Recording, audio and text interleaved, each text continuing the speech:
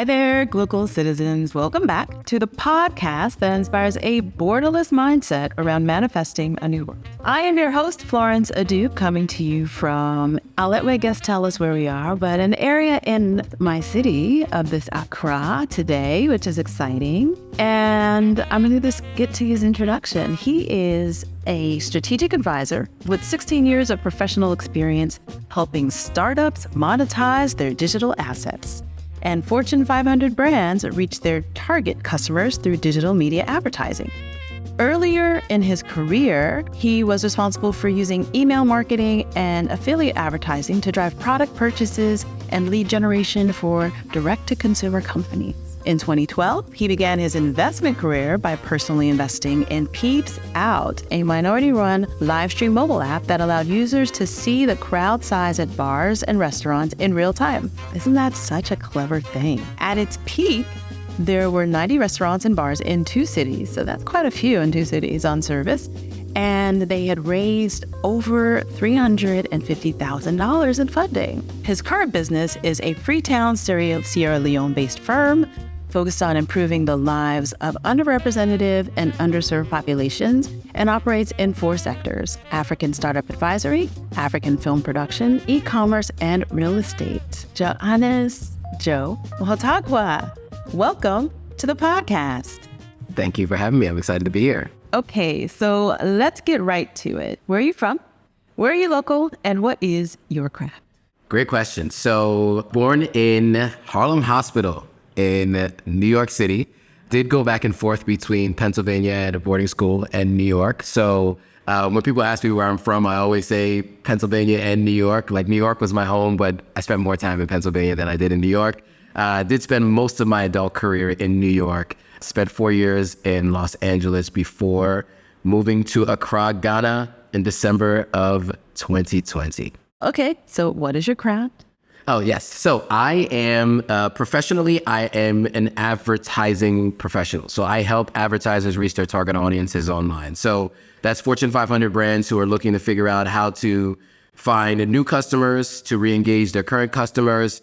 And I do all of that through the work I do called programmatic advertising, which is basically targeting the right user at the right place at the right time. What I also forgot to mention is that I am a dual citizen between the United States and Sierra Leone. Both my parents are born and raised in Sierra Leone, and I am building houses in Sierra Leone, and I have property there. So I do go back and forth between Accra, Ghana, and Freetown, Sierra Leone. So do you find that commute easy? The commute is easy. The price for the commute is not so easy. Sierra Leone, one of the challenges that we have in that country is taxing flights. So the same flight from Ghana to, like, let's say Tanzania might be $600, but that flight for Sierra Leone to Tanzania is $1,300. And the reason for that is the taxes. So I've flown between multiple countries in West Africa, and generally the price is between $300 and $400, right? For one way, and even sometimes round trip, depending on how far in advance you do it. But with Sierra Leone, you have to add like another $200 in taxes, things like that. So it's very expensive to fly back and forth, considering it's a 2.5-hour flight from Accra to Freetown. So, or to Lunge specifically. So that's the only challenge, but it's so much easier though for me to travel from Ghana to Sierra Leone than it was when I was in the States traveling from JFK to Sierra Leone. Yeah. So I much prefer it here. Yeah. Right, of course. I'm glad you shared that insight on the pricing because, before Lagos used to be an easy jaunt. It's an hour flight. It's a couple $100.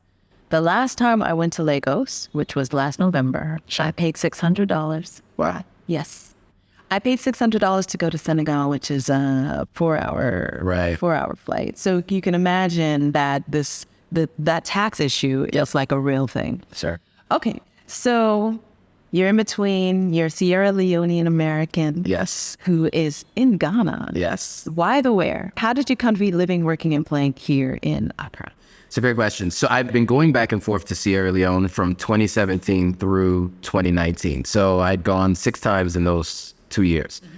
And in that process, I discovered that I could actually spend more time on the continent of Africa. Not necessarily thought that I could move, but I knew that I had an affinity for being here, and I always would come back with a renewed sense of purpose every time I would go to Sierra Leone. In 2019, the year of return, I, like many others, apparently a million others, came to Ghana, and I fell in love with the idea of where Sierra Leone could be, right? I know if you talk to Ghanaians, they can always complain about the progress that it's not fast enough. People would like to see Ghana be further along than it is. But having been to Sierra Leone multiple times, I can tell you Ghana is further ahead, right? I love my country of Sierra Leone, but in terms of what I do for a living and where I want to go in my career, Ghana was just somewhere that had more opportunity. For example, I had a full-time job as a head of advertising at Jumia within 2 months of being in Ghana, where there isn't an operation for Jumia in Sierra Leone, like a logistics business of that size. So the opportunities were more here. And I knew that I can learn from what I'm doing in doing in Ghana and apply that to Sierra Leone. And that's been the goal. So I did spend more time in Sierra Leone in 2022 than I did in Ghana. I actually spent 4 months in Ghana in 2022 and 5 months in Sierra Leone in 2022. However, more of the opportunities that I've had in terms of career and the next phase of my career have been here in Ghana. Got it. So let me put a piece together, because you mentioned you're building houses in Sierra Leone, and real estate is one of your areas of expert professional application. Sure. And so that's also on my background. How have you found the real estate business, the industry working in that space in Sierra Leone? You know, it's, I can only compare it to my experience in the US. Yes. Right. And, you know, on the continent, I think one of the things that people need to realize is this is not a credit-based system, right? It's a cash business. Exactly. Everything's cash. And so that has been a struggle, because I co-own property in Seattle, Washington, and I've gone through the process of trying to buy a house in Brooklyn. Never came to fruition, but you can get a loan from a bank, right? It covers all the costs ahead of time, whether you need to build it in real time or just purchase it, but that can all be done, and it's just done. This process of building a house in Sierra Leone has been an arduous process, fraught with many challenges along the way, which I like this, opportunities, you can call them opportunities. So how do I find it? I can say that, you know, if you don't have, for me, $2,000 per month, the project slows down tremendously. Yeah. Inflation is also an issue, right? So the price for cement, when I first started building a year and a half ago, is very different than the price for cement now. So that has been a challenge. I would also say that my contractor is going to go where the money is. If I'm not giving him that same amount of money every month, I go lower on his priority list. I've also had to fire 2 contractors prior to working with this contractor. And so there were many challenges along the way, but I would say that I learned a lot from that experience, and it made me more resilient. And I'm actually happy that it happened that the way it did, because it makes me better qualified to help others who are deciding to make the move and want to build. But it's also rewarding, because you go through that much of a struggle to make it happen, to actually see a product coming to fruition. Yeah. Right? You can't appreciate something if you haven't had to struggle to make it happen. Okay. And so I actually see it as a positive thing, because had I just walked into the situation, the first contractor that I got, and it was built, I may not appreciate it as much as I do now. Like when I go there, I smile and I can see there's a building there, you know? So I would definitely say that's the way I've seen it. But it definitely had its challenges, but it's been a great learning experience for sure. So doing projects in Africa, you mentioned, yes, it's cash, but tell us a little bit more about, was it your land? Did you acquire the land? Like how have you built the project? Like really getting into the weeds of it. It's a great question. So in Sierra Leone, it's always best to have someone who has local context to help you. So luckily, both my parents are born in Sierra Leone and raised in Sierra Leone. And my mother's side of the family actually had property that they were managing, kind of paying a little bit to kind of keep up. We have a concept called board houses, or in Sierra Leone, they call them boros. And these are wooden houses that were built by the British in the 17 and 1800s. And so we had one that was in the family. We had a large plot of land, a bunch of land, which shrank over time in the last 150 years. Encroachers? Encroachers, yeah, and family encroachers, right? These are like distant family, like second cousins to my mother, so like third cousins for me, but yeah, they've encroached on the land. So I kind of have a weird shaped plot. But they were, as a family, there were some in Sierra Leone and some in the States, or actually all around the world, who were kind of all could lay claim to that property. And so they were planning to just sell it because those that were in Sierra Leone really needed the cash. And so I caught wind of this because I had been already looking at different properties. And so my first purchase was that land. I was able to come to them. My mother is the oldest of all the siblings. And so she kind of had first. Thankfully. Yeah, thankfully. Yeah. So she had kind of first right of refusal. And then although I'm not the oldest of her children, I was the only one expressing interest in buying. And so she mentioned it to me. I had the funds, so I could immediately get everyone what they needed. And they sold the land to me. So that was the first piece of property. And then there were a couple of other pieces of property that I bought subsequently. And that's because of family members who had relationships with the chiefs locally. And so they could help us acquire the land without much issue. Nice. And so now you're here and you're not always there. Right. So how are you managing the projects? How are you managing the movement, the flow? Your architect, are they based there? Did you bring someone from outside? How did you? It's a great question. So in the very beginning, I started working with a contractor who was actually a second cousin of mine. That did not go well. He grew up in the States, but he had moved back to Sierra Leone. And I think he picked up some of the habits of some of our local Sierra Leonean brothers and sisters. And so it became very challenging to keep in contact with him. And then the second contractor was another cousin's family friend who took on too much at once and started taking this idea of kind of be robbing Peter to pay Paul. I would pay him. He would use that money to buy materials and work on the next person. Wow. So he would take the first payment for himself. Yes. And then the second payment goes to the next property that he's working with. Yeah. Then that payment from them comes back to what I'm doing. Yeah. And that was the kind of thing he was doing, which led to so many delays. Although I knew where he lived and I went to his house and was able to embarrass him in front of his parents, because that was necessary. Right? Because our family name is super important to us here in Africa, right? At least West Africa, for what I understand with other countries that I've engaged with and people I met.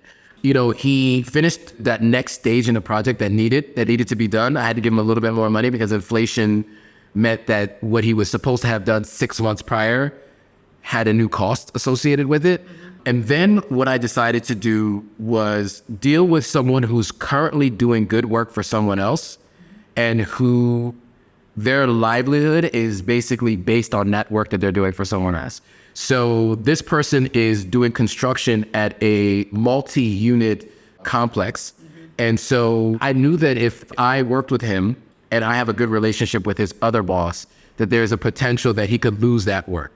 And so if he doesn't do a great job for me, there's a potential that he could lose other work. Because it wasn't the family name that was enough. I thought having the family name and not wanting to embarrass the family name was enough. I realized that having leverage is super important. So knowing that, I know that he's going to stay on top of the job and actually do the work. Now, in terms of making sure that the work is being done properly, I have third parties that have no stake in this, except I'm giving them a little bit of money to go. And so people who are trained in engineering, who can go and look to see, okay, are the blocks being created properly, built properly? Are the walls flush? How, are we ensuring there are no cracks so that, insects don't find their way in?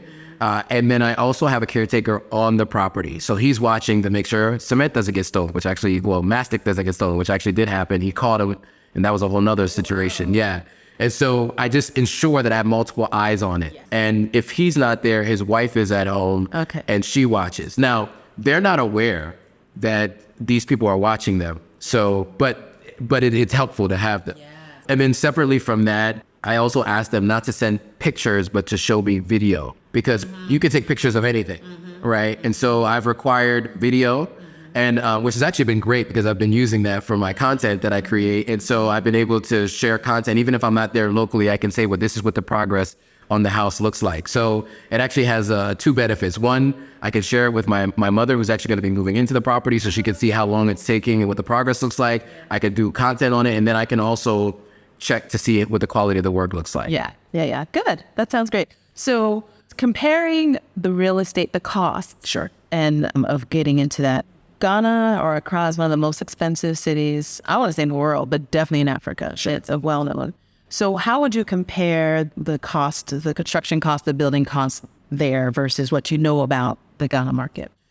So I think it's not as expensive as Ghana because, you're buying the land is more expensive here. Of course, your labor is more expensive and some of your products are more expensive. So some things are actually built here in Ghana, so you don't have to pay those import taxes. Sierra Leone has to do a lot of importing. So we do pay some import taxes for different things. And our taxes are a little bit higher on these things, as I mentioned, on flesh, right? So, but overall, I think it's expensive for Sierra Leone. Like when you think of the GDP of the country, the average income of the country, less than 10% of the country is actually owns any housing of their own because it's just not possible to be able to build your own house.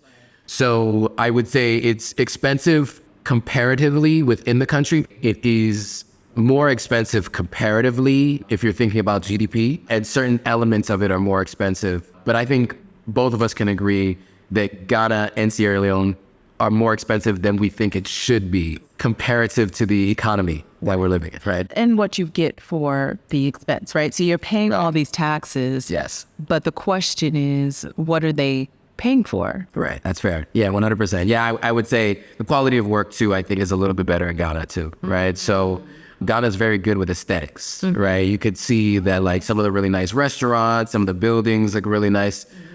I would say in Sierra Leone, that's something that we're working on. So would you say, because a lot of the aesthetics that you are talking about are foreign investment. Yeah. And so, we know Sierra Leone's recent past.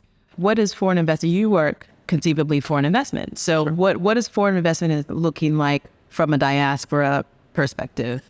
Yeah, I think that's probably where the largest influx of cash comes from, right? For the country is from outside. I mean, remittance is a big part of like what's flowing in the economy today, right? If you have West African parents, that they're giving money back home.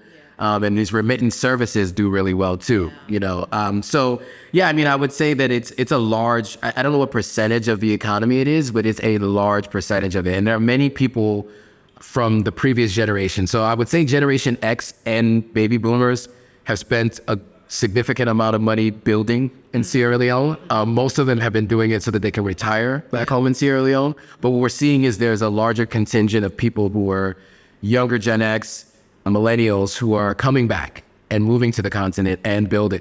And most of us who are from the for-profit sector are working outside jobs, but the nonprofit sector and NGO space is really big in Sierra Leone. And so many of my friends who work there are working as country managers or department heads at these large organizations who, by the way, are multinational organizations as well. So they pay for your housing, they pay for cars and all that kind of stuff.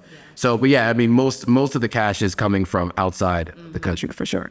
I think this is a good point to ask you about Glocal speak. Sure. So we want to know what you hear. And so I ask you to share a word, a phrase, or a saying that is a meaningful part of your local experience and how you've come to value it as Glocal speak. Okay, so specifically here in Ghana or Sierra Leone? I asked that, so I want you to choose. Okay, so I'll say Ghana. I'll do Ghana and I'll say Akwaaba. Okay. Right?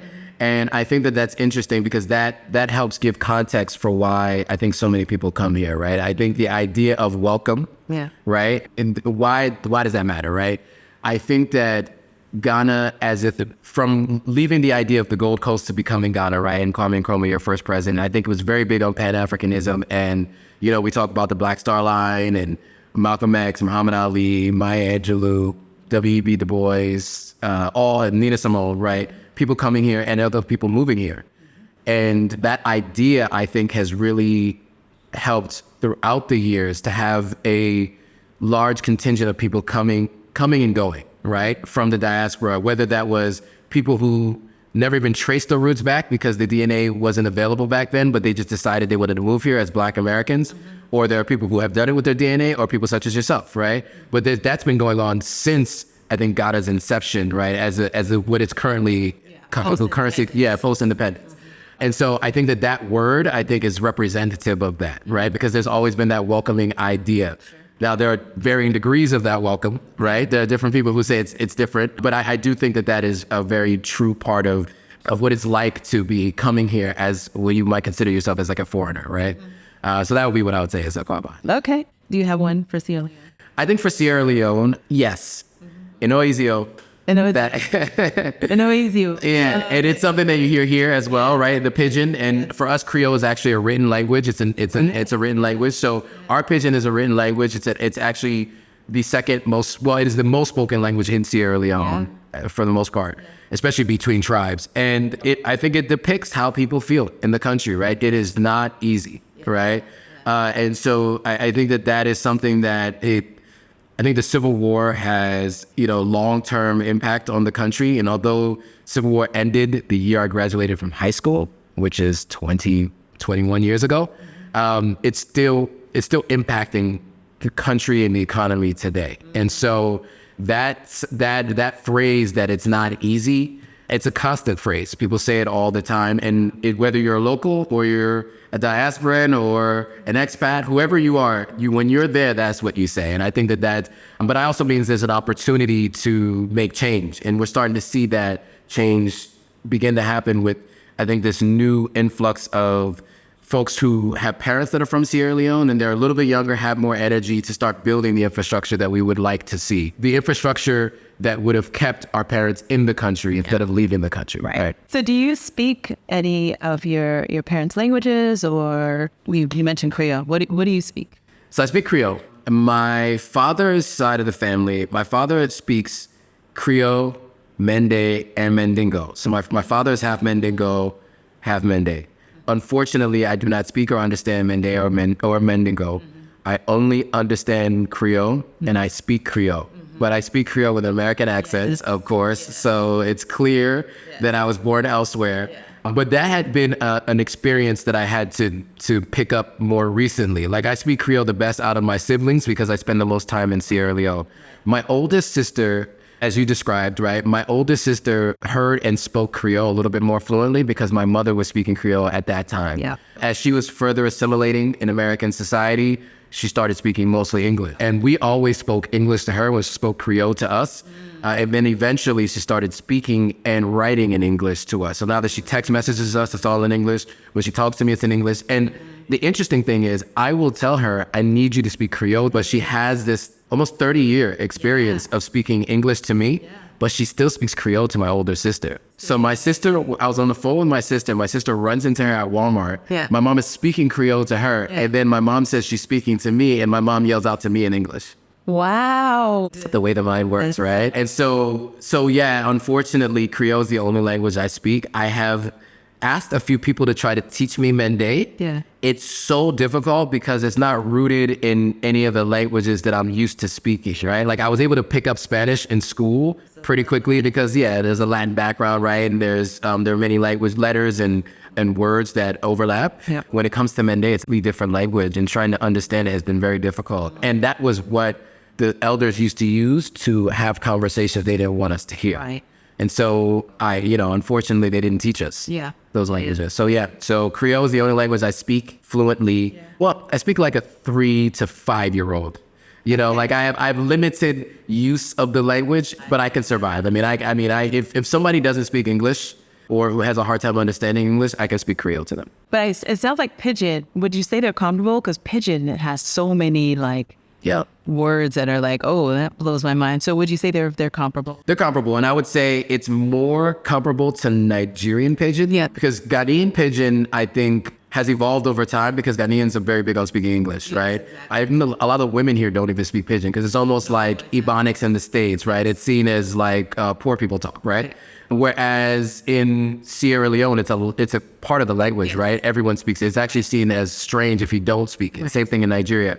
And there were a couple things that happened in history in Sierra Leone that led to our Pidgin sounding a lot like, or Creole sounding like Pidgin. Mm-hmm. One, the first university in West Africa was in Sierra Leone, right? So you had a lot of Nigerians coming to university and many stayed there. Mm-hmm. And then you have the idea of the end of the slave trade where because Sierra Leone was one of the furthest points west where ships were leaving from. Mm-hmm. And so those Nigerians actually ended up staying. And so what is now the Creole tribe is freed slaves from Nova Scotia, Canada, Nigerians that were in country, and a few other West Indians that were in the country. And so there are some similarities. You'll hear some words that sound similar to things that you hear in the West Indies. You hear a lot of Nigerian sounding Pidgin. And then, of course, Nigerian culture is very big around the West Africa, right? People watch Nigerian films, people listen to Nigerian music. So the Creole in Sierra Leone starts to pick up words from Nigerian pidgin. So that is why it seems very similar. Like my Nigerian friends, when I speak Creole to them, they understand me. When they speak pidgin to me, I understand them. Okay. That's cool. Yeah. That's cool. You know, I didn't know the first university, Africa or West Africa? West Africa, because technically Mansa Musa built the university was it Timbuktu? Yeah, exactly. Okay, that's what I thought. Okay. Yeah. So what is the name of the university? It is called Frabe College. Frabe? Frabe. It's spelled Fourah, Bay College, but in Sierra Leone, we pronounce things differently than how it's not phonetic. Yes. So they say Frabe College or FBC, but that was... Oh, okay. I've heard of that, FBC. FBC, okay. Yeah, so it's a big deal. So like a lot of Ghanaians, a lot of Nigerians went to school there. This is still during the colonial period, right? So late 1800s, 1900s. Yes. And then just things changed and deteriorated after independence, to be honest with you, in Sierra Leone. And so people started going to their own universities in the countries. Oh, okay, cool. Interesting. So speaking of communication, how did you become an ad? Like, where did that come from? So there were a couple things that happened in my life that kind of directed me in that way. So I originally was a biology kind of pre-med major freshman year of college, had a really, really good mentor, which I appreciate. My boarding school had this mentor program. She was the #1 dermatologist in Jacksonville, Florida. And I was going to school in Jacksonville, Florida for a year. Hated it in Jacksonville. Didn't want to stay there. Didn't want to be in biology. Her and I spoke about it. She was like, okay, if you don't want to go to medical school, here are your options. You can go work in a lab, best case scenario, CDC, or you can teach biology to high school kids. Because she was, or you can go on to go to medical school and you can follow that path if that's what you want to do. And I had the opportunity to follow along with her in a day of work. And I realized that what you see on TV is very different than what it is in real life, right? And so what I realized, all she did was the process of elimination. People tell her symptoms, and she's like, based on what she remembers from what she learned or a seminar she just took recently, she's going to try to figure out what your issue is. And then it's not always going to be to solve it, because there's no solutions to these things. There's just medications to stop it from showing, right? So she would say, eat healthier, don't drink alcohol, don't smoke, whatever. And she was like, okay, here are the topical medications you can do that'll try to eliminate this breakout that you're happening, right? But we're not actually solving what's happening in your biology that's creating this breakout. And as an 18-year-old, I was like, oh, this is not what I want to do. I thought I was going to cure people. I thought I was going to fix problems for people. And so I realized that, plus the fact that I don't think I was suited for the medical profession. So I decided that I wanted to move into the music field, the music industry. So I was very big into music. My cousin was an artist at the time. He was working with some managers that were working with some people. And so I thought, okay, when I move back to New York, I'm going to get a degree in communications or marketing so that I can be the person behind the scenes.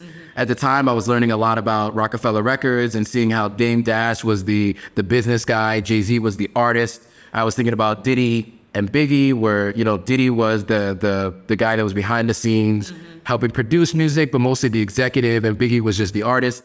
And I realized that even with Ludacris and his manager, Shaka Zulu, I saw that there was the creative person and there was the business person. And I felt that I could be that counterpart to my cousin. Sure.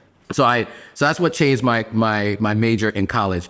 After I did a couple of internships, saw an artist get dropped from a label, start talking about needing a job and run out of money, I realized that there was that side of the music industry. Also, at that time, this is 2002, 2003, 2004, the music industry was moving away from physical album sales, CD sales at stores like Virgin Megastore and all these other stores that were around back then that are not in place today. And what was winning at the time was Kazaa, LimeWire, and all the illegal download sites.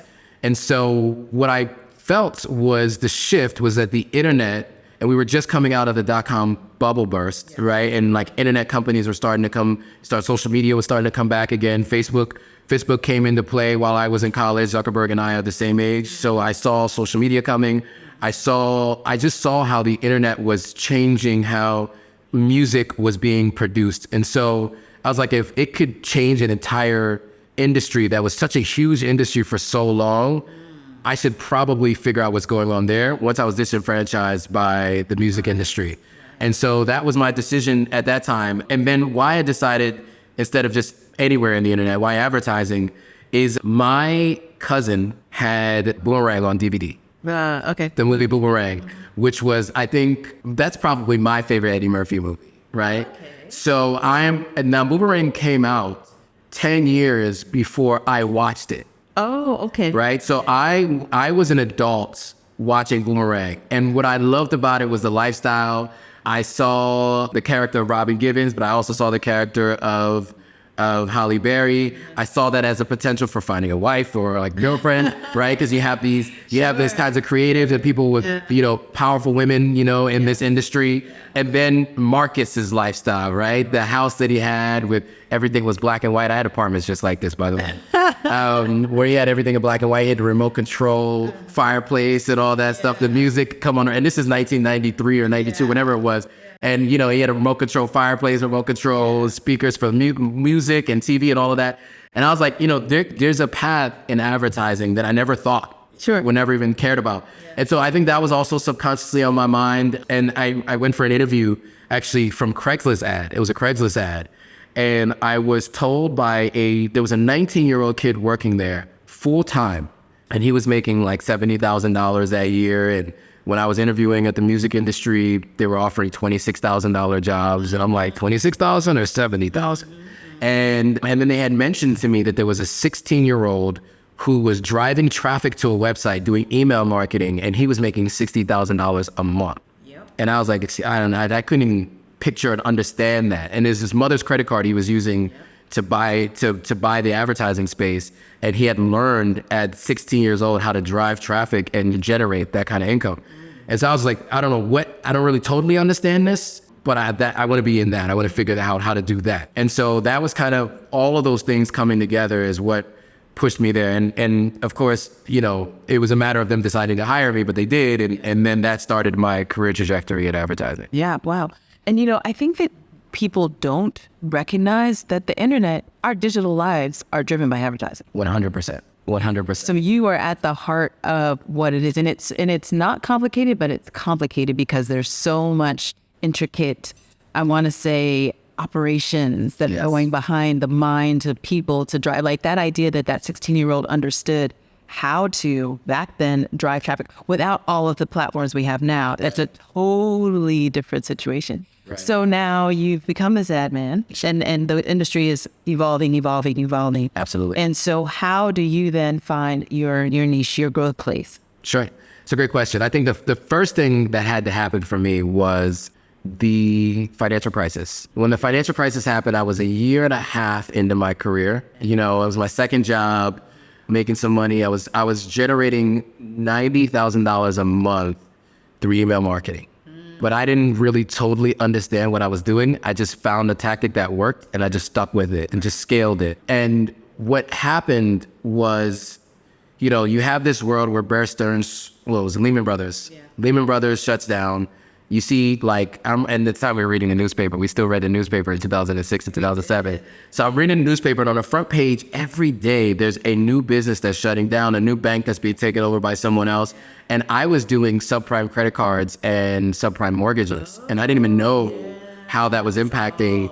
And so that was obviously the first thing that had to go, because it went from $90,000 a month to like $10,000 a month in revenue for the company. Yep. And so they laid me off, as they laid off about 90 other people as well.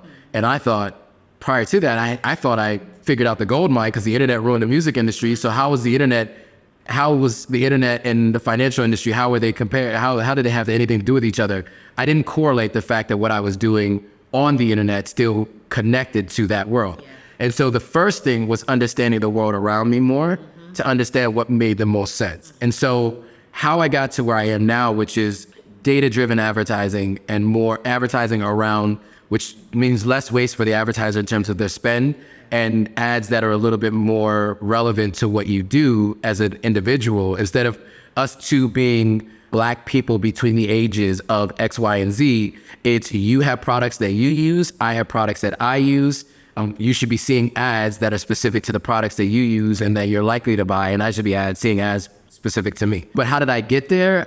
So after the financial crisis and I was let go, I told myself that was never going to happen to me again. So I started buying courses on how to build an online empire. And I started buying courses from people who had really big businesses, who had ads that I was clicking on.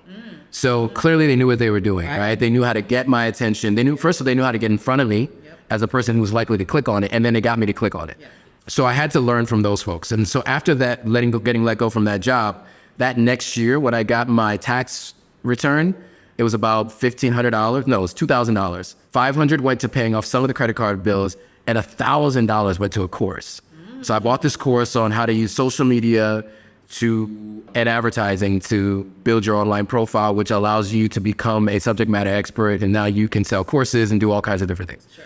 So I took all of that, learned from that, and started a LinkedIn profile in 2009 when LinkedIn was just a very new company.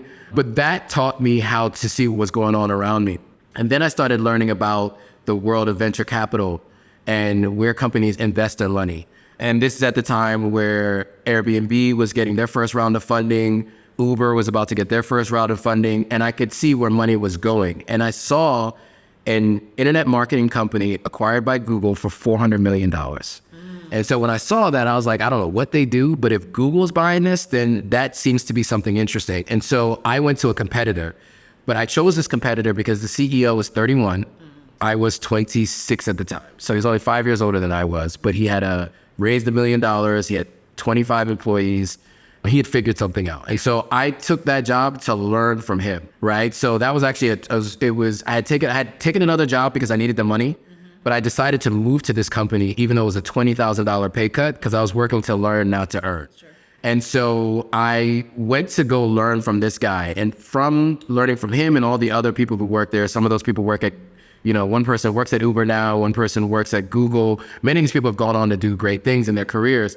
I learned about this idea of programmatic advertising that targets individuals based on their behavior online. And so I felt like this obviously is a smart place to be in because it seems like it's ahead of the curve, right? The advertising that we had been doing before is just dropping emails and hoping that somebody is going to click on the email, or just putting a banner on a site because we think people are watching or visiting that website. But why not target people based on their actual behaviors and things that they actually purchase?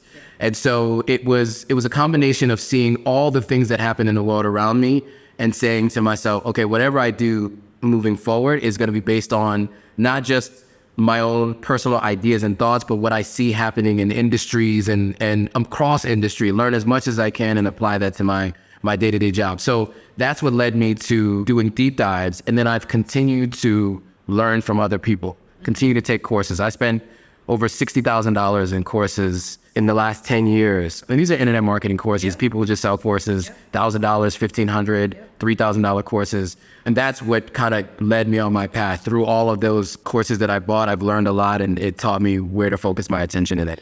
I love that you said that about the online courses, because I think people sleep on their own ability to take themselves out of these larger institutions and get very valuable insights for their career development. Like, you're a proof of that, right? So you've made yourself basically self-made. You can work anywhere because you've done that and you've invested in yourself. So nice.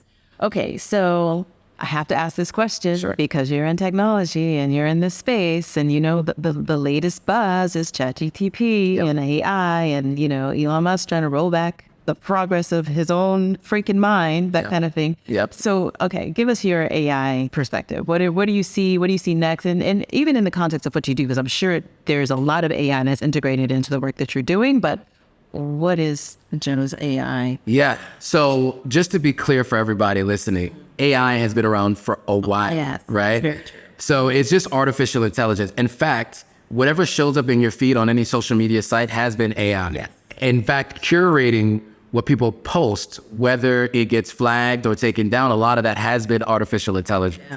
I think what we're seeing now is the evolution of that, right? So it's more smart AI. So before, I think AI was, you had to program every element of it. So it was still, there was a human element creating what it did.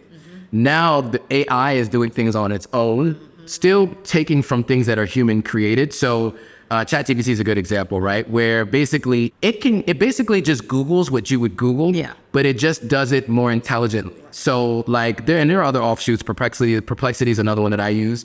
So like, think about the first time you ever Googled something, right? It was probably a really bad search term, keyword search term, because you didn't know what you were doing. It took a while to get trained in order to do that.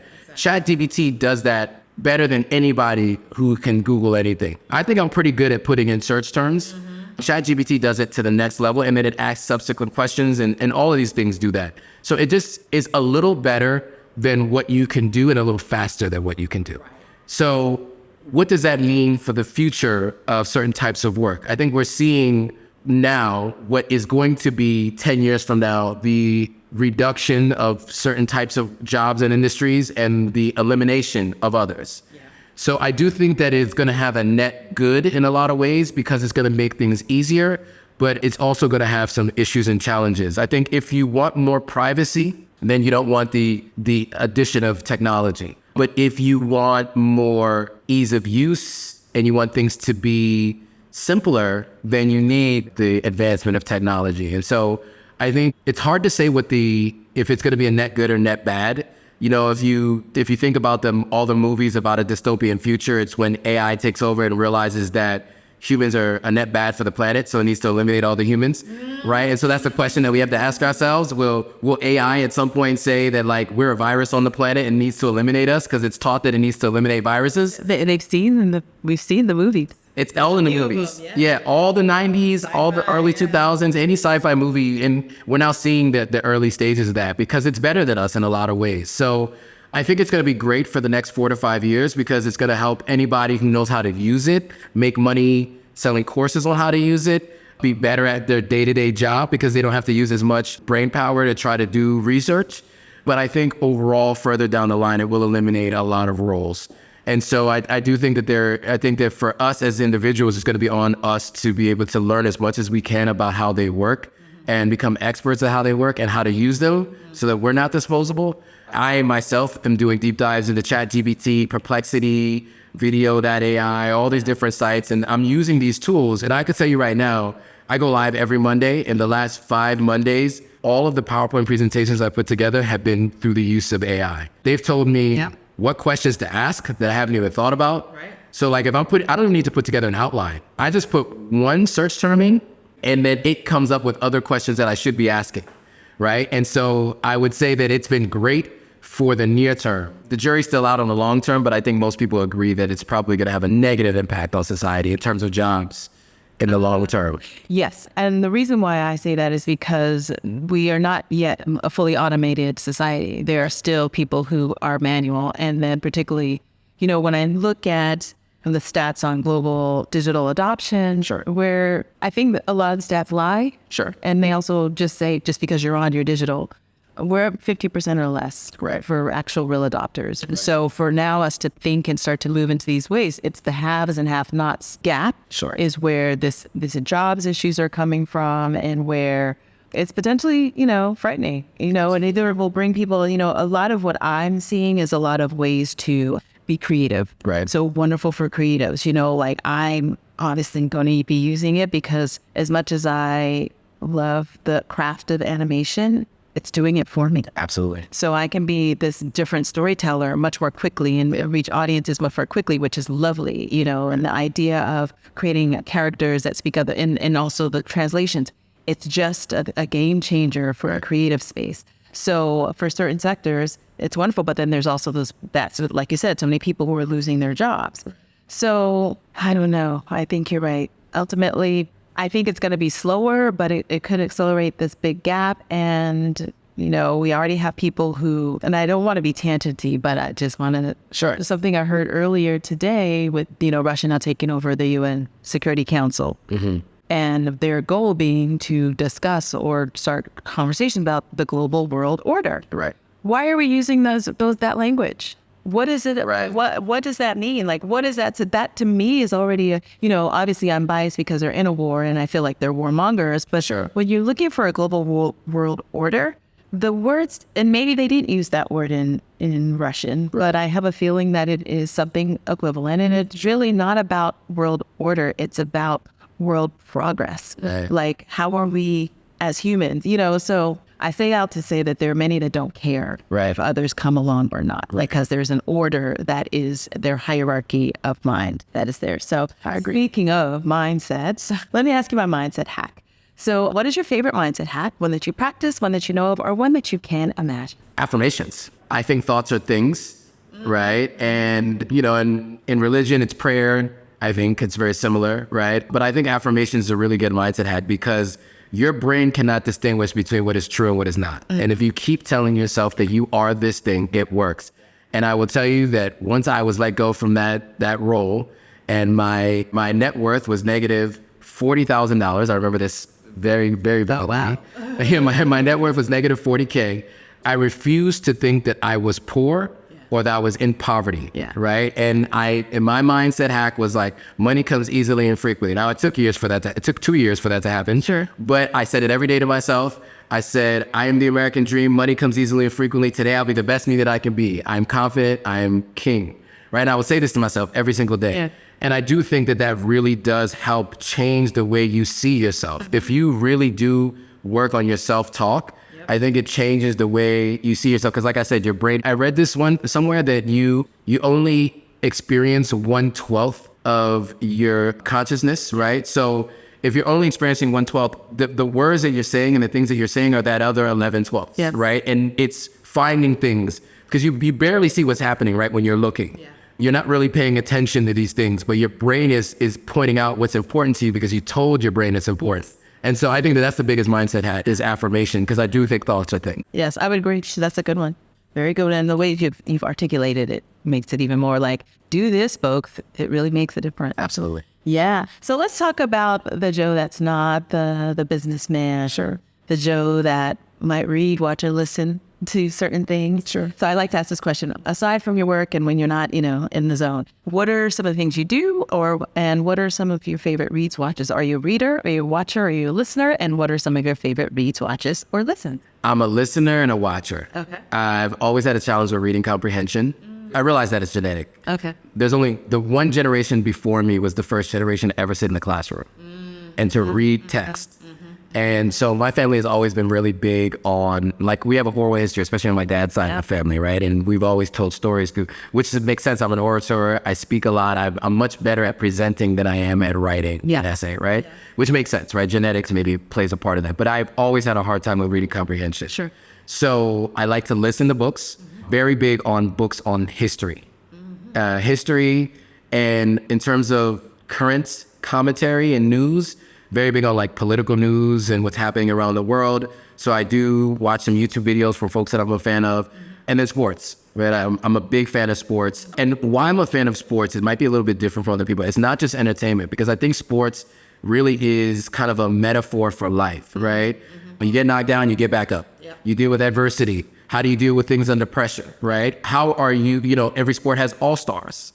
So even though these people are professionals and they're a small percentage of people who can even get to this professional level, how do you get to that next level, right? All-star. And then beyond all-star, how are you a multiple-time all-star so that eventually you're in the Hall of Fame? Sure. Right? And so I think sports are really important because subconsciously it teaches you that. And then once you know that, now when you're watching it, your brain is also picking that up too. So for me, I try to, I think it's what's important is, somebody used to say garbage in, garbage out. And I think that's also an engineering term too. Whatever you put in your ears comes out your mouth, or at least stays in your brain. Yeah.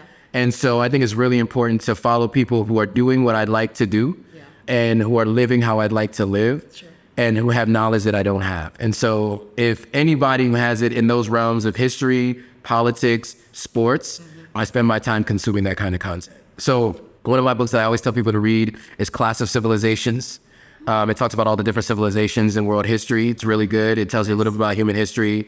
It talks about the different African civilizations, the Greeks, obviously the West, what the current West civilization looks like. So that's really good. I like Sapiens. Sapiens is another book that was really good. I really love that book. It's talking about human history, I think was great. And then I also like to read books about like crimes and how crimes were committed, because I think there are a lot of things that you can learn from people, even though they're doing illicit activities. They had to be really creative with how they built those businesses. Yeah. And so, and I'll have to remember the name of the book because I don't remember what it was, but it was about the story of Silk Road. Silk Road was almost as big as Amazon, but it was the Amazon of the dark web. right? So, and Bitcoin survived because of Silk Road. That was the only currency that they accepted. Obviously, because everybody was buying illicit things, they couldn't buy it with cash or with any monetary transfers that are normal monetary transfers. So you had to use Bitcoin or cryptocurrency at the time. And so for me, I thought that the story was really interesting because he had to be really, really creative of how he could build this business. And I learned a story about Fred Smith, the guy who started FedEx. FedEx was really interesting because he decided to bring airplanes to mail distribution, right? Because at the time it was done through like trains and trucks. And so he actually got a C in a class in business school because they're like, who's going to put these two things together? But he thought to bring those two things together. So for me, trying to be as well-rounded as possible allows me to approach something with a different mindset than someone else. That diversity of thought is super important. So for me, as much as I can learn from all these different areas, I can apply that to my life. And that allows me to approach something with a much different perspective than other people who have only done deep dives into the industry that we're in. Sure. I like that. Those are good tips. So Class of Civilization, Sapiens, we're going to find out, and it'll be the show notes, folks. Show notes are always rich. Joe, thank you. This has been such a great, we could go on and on. Well, I know I'm conscious of everyone's time. So thank you so much for joining me. This is such a nice conversation. I'm moving into, and I keep saying this, I did a test run, folks, of my craft salon culminating Women's History Month. So I just took a compilation of conversations about that from women. But I really do intend to have live salons, guys, with people who are talking about information, issues, interests that we talk about on the podcast. So I'd love to invite you back once that gets started. And so before we go, do you have any final thoughts for our audience? Yeah, so I would say, number one, as I've talked about, I think the theme of this discussion has been paying attention to the world around you, right? And we living here on the continent have seen how much other people are focused on the continent of Africa and are looking to extract the resources for personal gain. And I think we need more of us who care about us, who can do good and do well at the same time. So you can do good for the people of the countries that we are working in and we are living in. We can also do well financially. So I think that if you're a person who wants to be rich and wants to make a lot of money, that's great. But the why is going to help you actually get there. Why do you want to make money? And so I think social enterprise and focusing on businesses on the continent, I think would be great for you personally. And it also be fulfilling as well. So I would definitely recommend those people who are listening, who want to understand a little bit more about why people would move here, start thinking about investing on the continent of Africa. You can have outsized returns if you're willing to deal with some of the challenges and opportunities that'll come along. Sure. And I have to say, folks, we haven't even done Joe all of his justice because he also has a YouTube channel. So tell us where we can find you. Tell us about Authentic African. Okay, yes. So I can be found. So on Instagram, it's authentic_African. On TikTok, it's authentic__African. And on YouTube, it's just Authentic African. And so the channel and the platform is really about telling the stories of people who have moved to the continent, entrepreneurs on the continent, and the stories of people who are of the continent, right? So that's really the idea. It follows my journey moving here. And then also as I interview entrepreneurs as well.